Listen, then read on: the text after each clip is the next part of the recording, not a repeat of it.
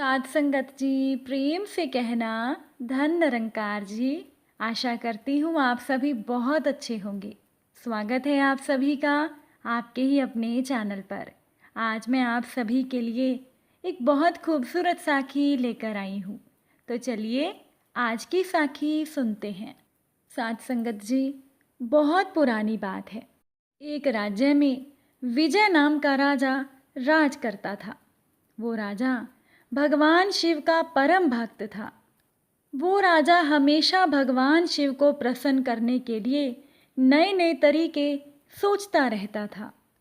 एक दिन राजा ने सोचा कि श्रावण का मंगलमय महीना शुरू हो गया है और श्रावण में सोमवार के दिन भगवान शिव की पूजा करने से बहुत लाभ होता है। इसीलिए इस अवसर पर मुझे भी भगवान शिव की विशेष पूजा करनी चाहिए। लेकिन मैं उनकी विशेष पूजा कैसे करूं?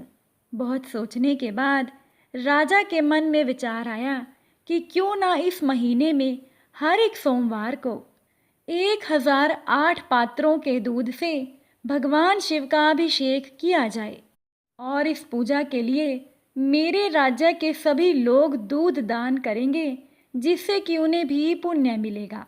भगवान शिव के अभिषेक के लिए दूध एक विशाल कुंड में इकट्ठा किया जाएगा।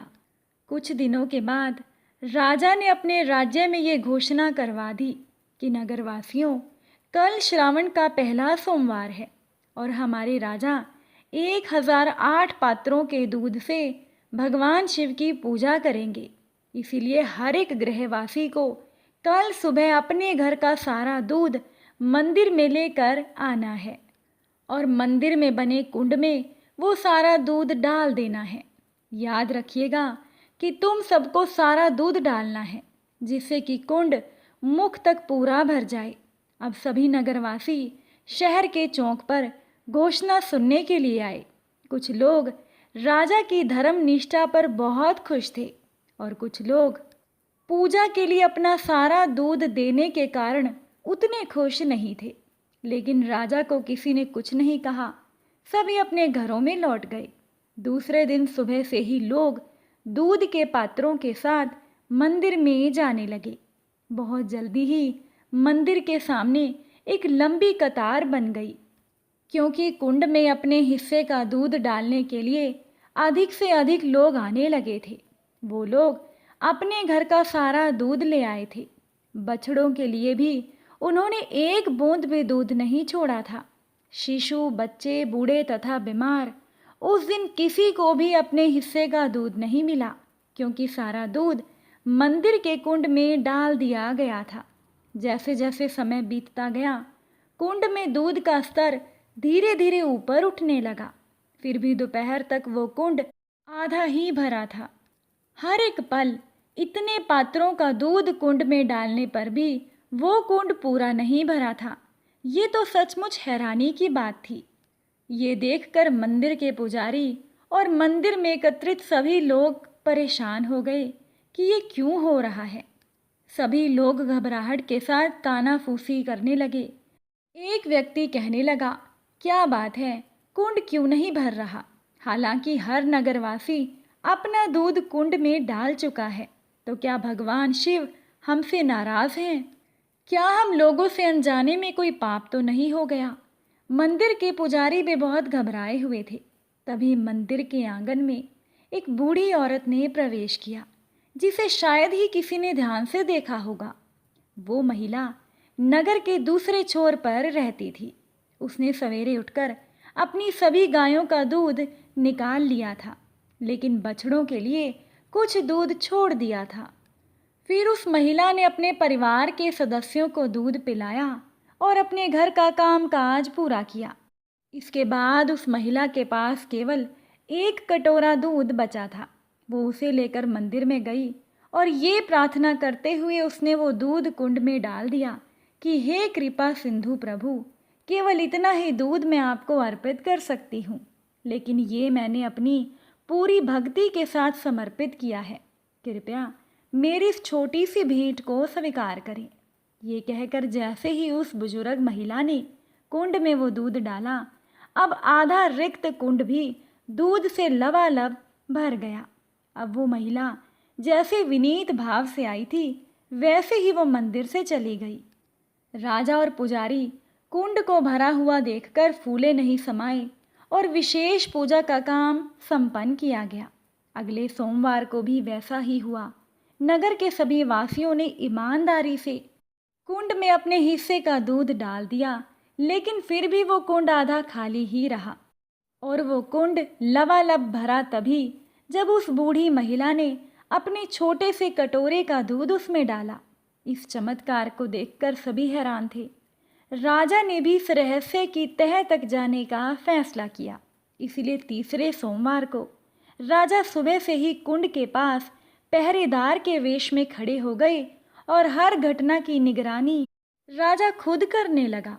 पहले की तरह ही लोग अपना दूध अर्पित करने के लिए कुंड के पास पंक्ति में खड़े होने लगे, लेकिन दूध का स्तर आधा कुंड से ऊपर नहीं उठा। जब वो बुजुर्ग महिला कटोरा भर दूध लेकर आई और ऊंचे स्वर में प्रार्थना करने लगी, हे प्रभु, मैं जितना दूध बचा सकी हूँ वो आपको अर्पित है। मुझे विश्वास है आप अपनी असीम कृपा में इसे स्वीकार करेंगे। कृपा करके आशीर्वाद दें जिससे कि मुझे अपनी धारणा पर दृढ़ बने रहने में शक्ति प्राप्त हो।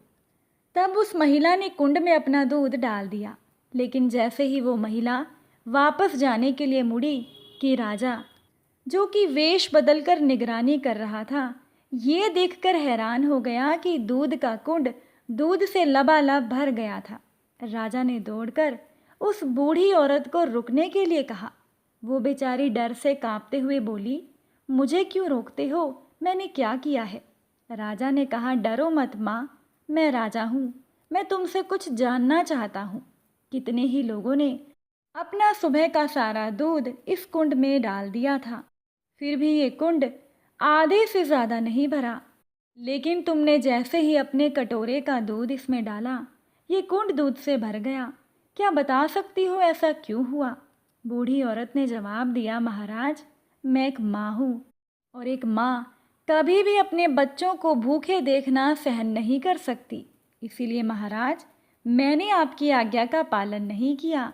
गायों से दूध निकालते समय मैंने कुछ दूध बछड़ों के लिए छोड़ दिया, फिर मैंने दूध अपने बच्चों को पिलाया। इसके बाद जो दूध बचा वही मैं पूजा के लिए लेकर आई हूँ। और भगवान भी माता के समान है, वो नहीं चाहते कि उनके बच्चे भूखे रहें। स्पष्ट बोलने के लिए महाराज, मैं माफ़ी चाहती हूँ। उस बूढ़ी महिला ने राजा से कहा, महाराज, आपने लोगों को पूजा के लिए घर का सारा दूध लाने का आदेश दे दिया और बछड़ों, बच्चों, बूढ़े तथा बीमारों के लिए कुछ भी बचाने के लिए नहीं कहा। प्रजा दुखी थी, लेकिन प्रजा आपकी आज्ञा का उल्लंघन नहीं कर सकती थी। महाराज, उन्होंने अर्पण तो किया, लेकिन स्वेच्छा से नहीं किया और भगवान को ये पसंद नहीं आया और आपके अर्पण को अस्वीकार करके भगवान ने अपना असंतोष प्रकट किया। राजा ये सुनकर विचारों में खो गया।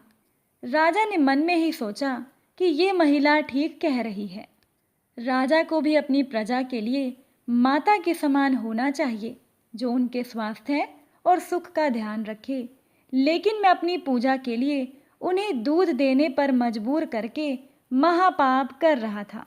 फिर भला भगवान मुझ पर कैसे प्रसन्न होते? शर्म से राजा का सर तो झुक गया। वो बूढ़ी महिला से कहने लगे, माँ, मैं तुम्हारा शुक्रगुजार हूँ। तुमने मेरी आंखें खोलकर मुझे सच्ची भक्ति का मार्ग दिखाया है।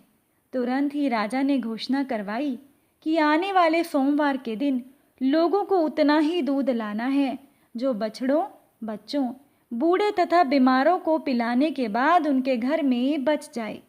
अगले सोमवार को भी, जो कि श्रावण का अंतिम सोमवार था, मंदिर पर सुबह से ही लंबी कतार थी, लेकिन लोग उतना ही दूध लाए थे जितना वो बचा सके थे। राजा ने भी उतना ही दूध डाला जो महल के बछड़ों, बच्चों तथा अन्य लोगों से बच पाया था। लेकिन परिणाम हैरान कर देने वाला था। वो दूध का कुंड सुबह ही भर गया था।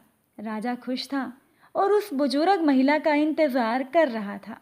जब बुजुर्ग महिला ने अपने हिस्से का दूध डाल दिया, तब राजा उस महिला को मंदिर में लेकर गए और उन दोनों ने एक साथ पूजा की। राजा ने उस महिला से कहा, धन्यवाद माता जी, भगवान सचमुच आखिर मुझ पर प्रसन्न हो ही गए। साथ संगत जी, आज की ये साखी आपको कैसी लगी कमेंट करके ज़रूर बताइएगा। अगर अच्छी लगी हो वीडियो तो इसे लाइक शेयर कीजिएगा। आप सभी से फिर मुलाकात होगी नई साखी और नए विचारों के साथ।